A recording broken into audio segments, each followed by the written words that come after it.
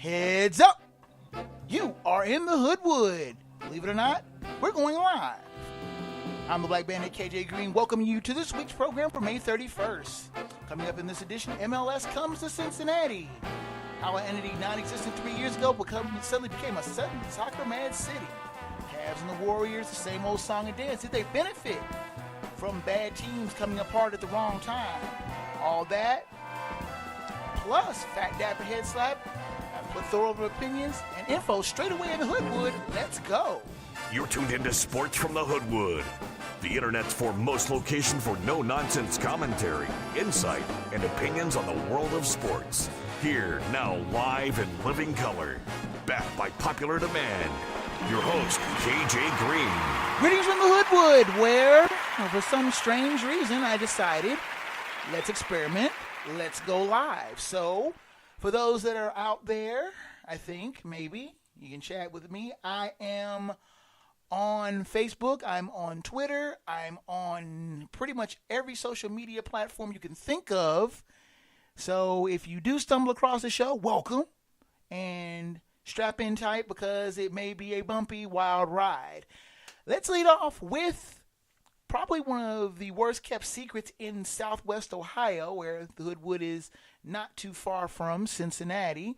Major League Soccer is actually coming to Cincinnati.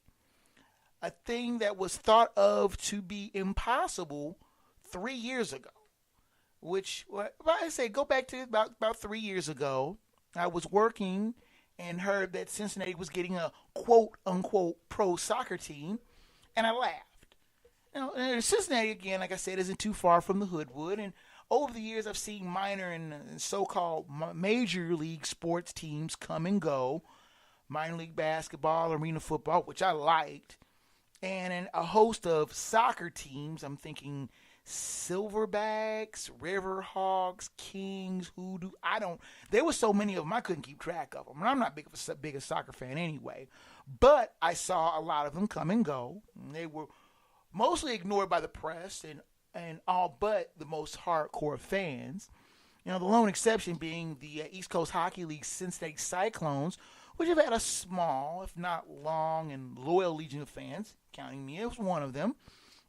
They've had title runs in 2008, 2010, and they've got a small bit of run of press when they got deep into their playoffs, and they got some surprising fan support. I mean, I was one of 15,000 that was at U.S. Bank Arena when they clinched the title in 2010. It was a lot of fun, but their exposure was limited. Their enthusiasm for their sport is limited, and like I said, they're considered a niche, perform in front of a niche audience, if you will.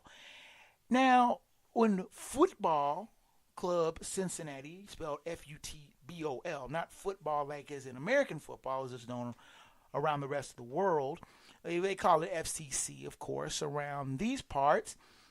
When they were announced, I laughed. I was just like, whatever. And when I found out they were playing at Nippert Stadium, I was hostile. I was mad.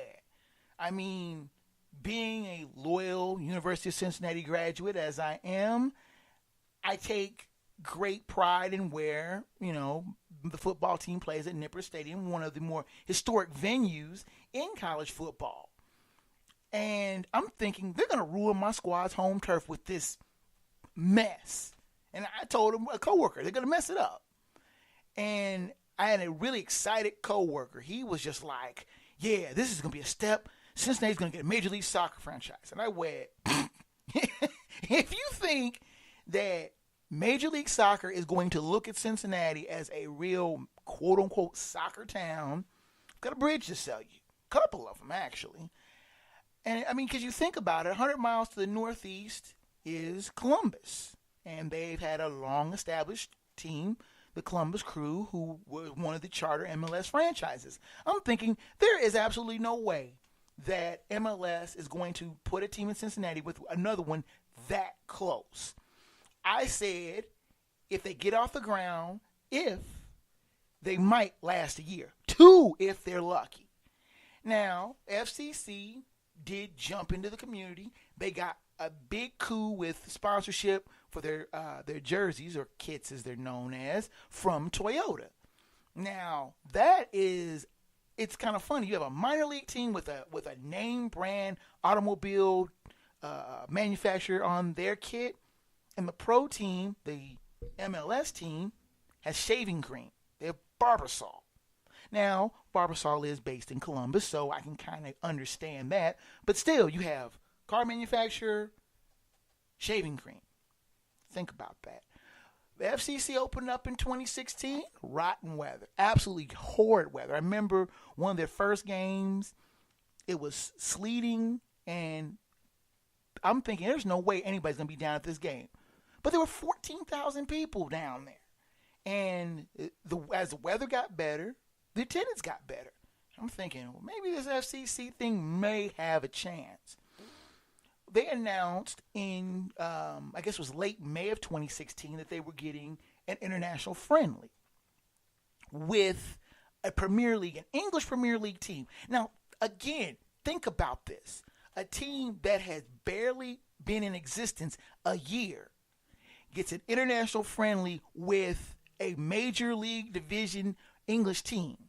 Top of the pops. You know, that is something that Columbus had been trying to get, literally begging for an international friendly and more or less being blithely ignored. But FCC pulled the coup off in their first year. Now, the ownership of the management of FCC worked hard to woo a team to visit and play. And then when it was announced, they were knocked. Columbus Crew fans knocked FCC. Who do they think they are? You know, they were openly bristling at them. And the match was set on a date where the Crew was playing the big name LA Galaxy just up the road in Columbus. And for that game, the Crew went all out to advertise and get a full house. And they did get a full house. They got over 20,500 at Map-Free Stadium in Columbus, was just off of the Columbus Fair. It's the Ohio State Fairgrounds. But the Crew was just so happy that they sold out the stadium, and my buddy Pappy went down to the game. We got tickets. We were in the upper deck of Nippert Stadium. Found out we needed them because there were 35,000 people at this game for a first-year soccer team to play an English Premier League team. Now, the game really wasn't that much of an interest. Crystal Palace won 2-0. But it was the crowd. It was the enthusiasm that all of a sudden got people talking. Hey, maybe this could be a thing. And myself, I'm one that will admit when I am wrong. Now, you probably say, KJ admits that he's wrong? No way. Yes, no. Seriously, I admit I was wrong on this. That the crowd was actually something to behold. That maybe there could be something to this.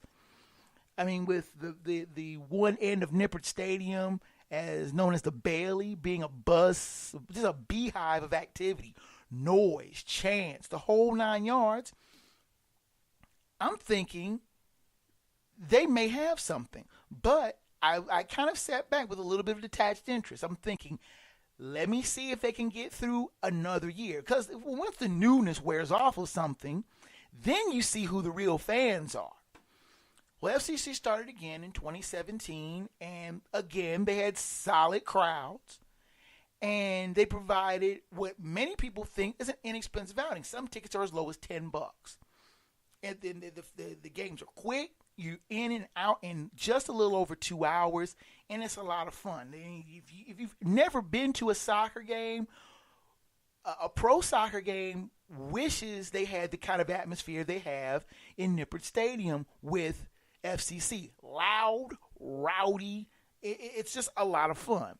Well, it just happened that FCC ended up in the U.S. Open Soccer Tournament, which is like a hodgepodge tournament of a bunch of different levels of soccer teams, from club teams all the way up to MLS teams. Most of the time, MLS teams weed out the weaker teams and end up playing each other for this tournament title.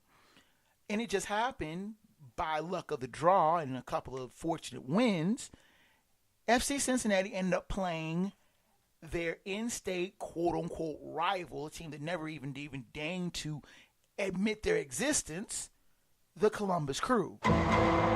Yes, the Columbus Crew came to Cincinnati, and their fans were arrogant.